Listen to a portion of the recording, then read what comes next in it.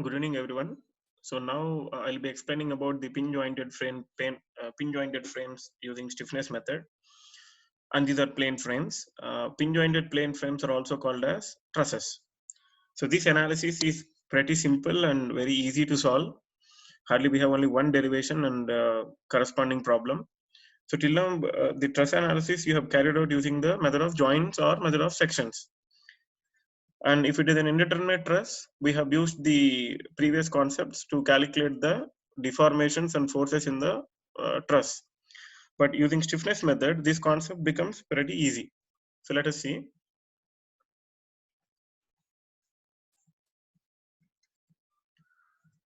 So the first part, so let us see here, let us consider the matrix formulation for a jointed truss. Consider a truss member with length L and area A. So the truss member is OA, and we have the axis. One very important point I wanted to highlight here is that every joint should be written with an axis. Even if it is a problem or a derivation, you need to mention the axis at every joint of the truss wherever you are trying to calculate the displacement components. And then we have the forces acting AE by L into cos theta. AE by L cos theta, we will just discuss in a further time how did we get that expression. And then we have a small deformation, which is for the derivation purpose. If the truss member is deformed to an extent of 1 unit deformation, how will the formulation of stiffness matrix takes place is what we are going to look into. And these members correspond to, so when we talk about a truss will have, a truss joint will have a lot of members coming and meeting at a point. So initially we have chosen one member of the truss, and later on I'm trying to replicate that. If so many members are coming and meeting at a joint, this is how it looks with every axis. So here the point that has to be highlighted is axis has to be represented at every point in the joint. So the concept here is, again, stiffness definition corresponds to force per unit deformation. So that's where you could see the unit deformation here. So when you apply the unit deformation, how is that we are going to solve is what we see. Now, when unit displacement is given at a coordinate I without any displacement at other coordinates, so we have coordinates I as well as j. So this is I, and this is j. So when we have given the unit deformation at I, but no other displacement was given at j, so what will happen? This will move by some amount horizontally. So this horizontal movement is represented as O dash, and that horizontal movement is unit deformation. So now if you take this as angle theta, so cos theta will be equal to O dash, O double dash, because this is 1. So cos theta is equal to O double dash by O dash, and O dash is equal to 1. So therefore O double dash is equal to cos theta. Now you see, when you have the truss member horizontally, then we will consider the axial force as AE by L, or axial stiffness as AE by L. But here it is inclined. It is inclined, and we are trying to move the truss. This is inclined member, and we are trying to move the truss in horizontal direction. So when we resolve the AE by L into horizontal component, it will be cos theta. So for any joint of an inclined truss, the axial stiffness will be AE by L into cos theta after resolving it into horizontal direction. Now, so the compressive force required to produce the contraction of member OA, so it will contract because of the force applied, will be AE by L into cos theta. Now, the component of this force along coordinate I. So now we need to calculate the force in this direction, that is horizontal direction. So for that, see this image. So this is O. So this is I. In this is the direction where we need to find the force, and this is theta. And we know that the inclined force acting here is represented as AE by L into cos theta. So this entire member represents AE by L into cos theta. Now, in order to calculate this particular horizontal component, we have cos theta is equal to OI by, so horizontal by inclined. So OI by AE by L into cos theta.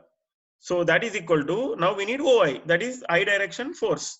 So OI is equal to AE by L into cos theta, that is cos square theta.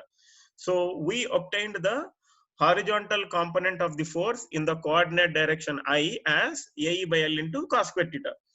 Now that is for one specific element. But when we consider so many members meeting at a joint, we need to summate all those. So sigma of AE by L into cos square theta, which corresponds to KII. So if you understand this, the further steps will be even more easy. So now when you take the same again, so now let us try to calculate it for the other component. So now see, here displacement at coordinate I now. So now where AE by L is axial stress of the member, axial stiffness of the member meeting at joint O. Now theta is the inclination of the member measured counterclockwise. That is very important, from the positive direction of x-axis. So now after summation and all the processes, now at coordinate J, so initially we have done it I, now at J. So when you are trying to do it at J, this value will become same process again. So we know that horizontal component is cos theta and vertical component will become sin theta. Everything will remain same. So now what do we need here? We need OJ. So sin theta is equal to OJ by cos theta. So then OJ is equal to AE by L into sin theta and cos theta. So this can be written as KJI. So these values we have obtained by taking this specific joint at different coordinates. Now, when we do this same process by applying unit displacement at J now. So earlier what did we do? We have applied the unit displacement at I and we calculated force in the I direction as well as force in the J direction. Now we are applying unit deformation in J direction and we need the force and stiffness in J direction as well as I direction. So this is again simple. So everything is vertical and the angle also will become sin theta. So, and these forces also, compressive force required to produce this vertical force will be AE by L into sin theta. That's what is very important here. So the compressive force required to produce the contraction of member OA in because of the deformation applied in J will be AE by L into sin theta. And the component of the force along J will be again same. So AE by L into sin theta into sin theta. So that is AE by L into sin square theta. And as per the matrix properties of symmetry, Kij is equal to Kji. So therefore, so Kij is equal to Kji, and that is AE by L into sin theta cos theta, which we have already obtained earlier. So if you formulate it in other joint, like we have already considered this in this specific joint, that is joint O. But when you go for joint A, we have points M and N. And when you try to resolve the points for M and N, so if you consider this direction to be positive, other directions will be negative to satisfy the equilibrium conditions. So accordingly, KMI, KNI, KMJ and KNJ. So minus AE by L into cos square theta, again cos theta sin theta, and sin theta cos theta, and again sin square theta. So this is similar to that of what we have done in earlier steps. The most important point here is, if you could understand that we are trying to calculate everything for this specific portion, like again I am repeating, we are trying to apply the horizontal force, initially horizontal deformation in the direction of I, and we are trying to calculate the stiffness in the horizontal direction as well as vertical direction. So because we are trying to take the horizontal component is cos theta. So force is AE by L cos theta. And we need, that is at this junction. But if we need the force in this direction, AE by L into cos theta, and again horizontal into cos theta, AE by L cos square theta. So the deformation is applied in this direction, and if you need force in this direction, AE by L into cos theta into vertical sin theta. So AE by L into sin theta. That's what we have obtained. Similarly, when we are trying to apply the unit deformation in this direction, that is AE by L into sin theta. This force will remain AE by L cos theta, but the vertical force will be AE by L into sin theta. That much amount of force is required to ensure that this member will contract. Because this is AE by L into sin theta, force in this direction will be AE by L into sin theta, vertical. So AE by L into sin square theta. Again, for horizontal, it is cos theta. So AE by L into sin theta into cos theta. So that is AE by L into sin theta into cos theta. Similarly, the other direction, if this is considered positive, the other direction is opposite to satisfy the equilibrium conditions, everything will be negative. Next important, so the stiffness matrix will be same. So Kij, Kii, Kij, Kji and Kjj. That is AE by L into cos square theta, AE by L into sin theta cos theta, AE by L into sin theta cos theta and AE by L into sin square theta. That's what we need to do. And one more important step in this is equivalent joint load. So this is pretty simple. Equivalent joint load should be calculated based on the loads acting at the joint. So there won't be any member loads because truss will not be subjected to any member loads for this specific topic. So whatever the loads that act at the joint, that should be considered as equivalent joint load. Now let us see how to calculate the member forces. Member forces are calculated as, if you see here, first let us take a truss member AB, and it is the axes are provided at A and B. So it is deformed by an amount delta AY and delta BY in Y direction, delta AX and delta BX in X direction. It is deformed for our derivation purpose. And then the corresponding resolved components. So if this is delta AY, and when we have this as theta AB, so we have delta AY sin theta AB, delta AX cos theta AB, because this is the horizontal component and this is the vertical component. Here also we have the horizontal component and vertical component. So after resolving these into equivalent forces or the deformations in sin and cos theta, because you see here, this is inclined member and we have deformations horizontally. So this horizontal component, if you want to resolve into the inclined part, this will be cos theta. And this vertical part will be sin theta. For simple terms to understand, here also you can see AY is vertical into sin theta. AX is horizontal cos theta. Now what will happen? Now we are trying to deform this bar or truss. So whenever we are trying to apply the unit deformations or whenever we are trying to apply the forces, the components of the displacement at A along X and Y axis will be delta X and delta AY. For B, delta BX and delta BY. Now the important point is, it is clear that shortening of the member. So this member will shorten in this direction. So the total shortening will be delta AX into cos theta AB plus delta AY into sin theta AB. So this much amount of shortening is happening in this. Means what? We are trying to pull one object and push an object. So whenever we are trying to push the object, it will try to reduce its dimension. And that amount of reduction is the summation of these two. Similarly, here also in this direction, summation of elongation, because whenever we are trying to push it here, that is shortening here, elongation will take place based on the basic analysis principles. So the summation of total elongation will be this, summation of total shortening is this. Now what will be the relative value? The relative value of shortening will be all delta AX into cos theta AB minus delta BX into cos theta AB and delta AY into sin theta AB, delta BY minus delta BY into sin theta AB. That's what you can get it here.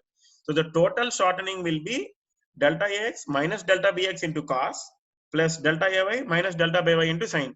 So again, to put it very simple, all cos components should be subtracted and all sin components should be subtracted. Okay, so from bottom to top. So bottom values are positive, top values are negative, because this is a relative displacement. So both the directions are moving relatively. So the member force is given by, so what is the formula for stiffness? Force by deformation. So force is equal to stiffness into deformation. So stiffness of the truss will be AE by L. And then we have deformation as relative deformation. Then here minus sign indicates that this is compressive. The behavior of the force is shown as compressive. And then if the member is considered as BA instead of AB, then the inclination of the member is measured at end B and the equation for force in member may be written. So again, same. If it is AB, this is the expression. If it is BA, what do we say now? BX minus AX. If it is from A, AX minus BX. From B, BX minus AX. Like that, AY minus BY for AB. And for BA, BY minus AY. So in whatever the direction you are trying to consider, relative deformation should be used for the calculation of member forces. That's it. That is the concept. Let us go to a problem now. So this is a truss given in the problem. Once again, I'm repeating, we need to write the axis for each and every joint. So here there is a load acting, 100 kilonewton actually. 100 kilonewton load is acting at joint A, and we need to calculate the displacement at joint A, and also we need to calculate the forces in the members AB and AC.